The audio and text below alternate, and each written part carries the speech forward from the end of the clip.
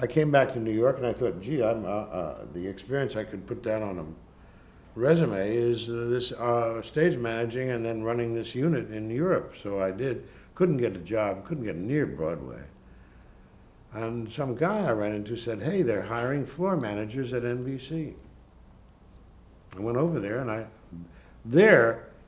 these credentials shone, brightly. So they gave me a job like that on the spot. I didn't know diddly about television. My duties at the beginning were with some guy who was reading the news, and I would go, you're on, you're off, That was about the extent of it. And then a couple of weeks into the job, they said, yeah, we're going to send you over to the Colonial Theater over here on Broadway to be the third floor manager on the Colgate Comedy Hour. I didn't know what that was. And I had never heard of the people who were on it, except Eddie Cantor, and the older comedians, of course, I knew about, but this team of Martin and Lewis I'd never heard of. So, but I went over there was Bud Yorkin, and another chap, I think his name was Paul Stevens, were the two floor managers, and I was sort of the trainee. But then they realized that they really needed three floor managers. It was getting, it was a very big show for NBC. But again, it was done, as everything was done in those days, with, because there was no continuing cable across the country. Consequently, there was no simultaneous broadcasting. So a lot of the stuff was done on kinescope, that is a 16mm photographing a television screen, 16mm movie camera photographing a television screen, and then they would develop that and ship it to the other coast, whatever that.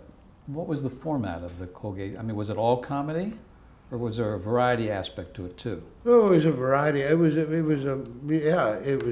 different depending on which comedians were on. Mm-hmm. They were sort of on a cycle of 4 or 5 or 6 week frequency. I don't know. And that was from New York? That was from New York. Mm-hmm. And then during that period, in I think the end of '51, the coaxial cable was open, was connected finally across country, which brought joy to the hearts of all the guys who were writing the Comedy Hour and all the comedians, because they all lived in California. It brought panic to my heart because I knew that we were going to get shipped out there, and lo and behold, we did.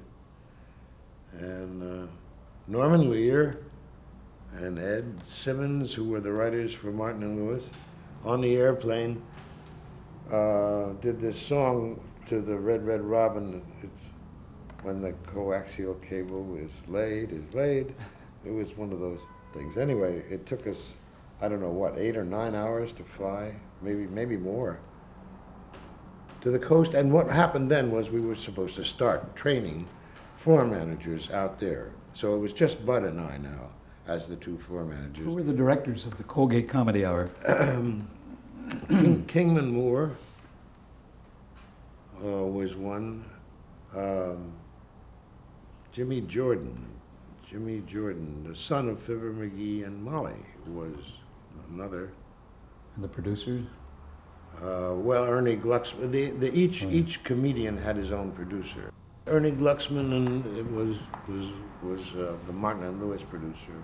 There was a man, very nice man, who was the Eddie Cantor producer, and then Jackie Gleason and Durante and all those people would do an occasional show. Bob Hope would do an occasional show. Did you have an opportunity to talk to any of those people or get friendly with them? Only to the degree that you're on, Mr. Hope, I got a little more friendly with Dean Martin, because it was pretty clear to me that he was feeling neglected at that point, that Jerry was getting all the attention and Dean was not, and so What was your impression of Dean? Terrific.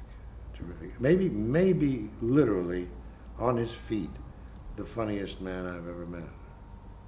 I mean, the one-lines were just simply brilliant. Ad-lib. Ad-lib, totally ad-lib. How many cameras were on the show? Always 3 cameras at that point. I mean, 3 cameras were all we could handle technologically. I mean, Everything was rigged up for 3 cameras. They were so huge, weren't they? Yeah, massive, massive machines. And this was even before there was a zoom. So they were all turret cameras, which meant that in order to change the lenses, you had to get off that camera, go to another camera, while that camera racked over and went to another lens. Did you study, I mean, informally study that process of the directing? You couldn't help but know it, because you'd have to know what the director was doing in order cutting, and watching this camera flip, and then see when he was ready and let the director know, or and everybody was feeding information back to the control room. And Bud and I did this for a relatively short time before we hired floor managers, and then we both went into the booth as associate directors. Mm-hmm. And then that meant that we were doing a show every week from the control room, and that's where we got real knowledge. Most of them treated it like theater. Martin and Lewis were the first people to understand that it was a medium of their time, and they were considerably younger than the other people, and so they began to use the medium.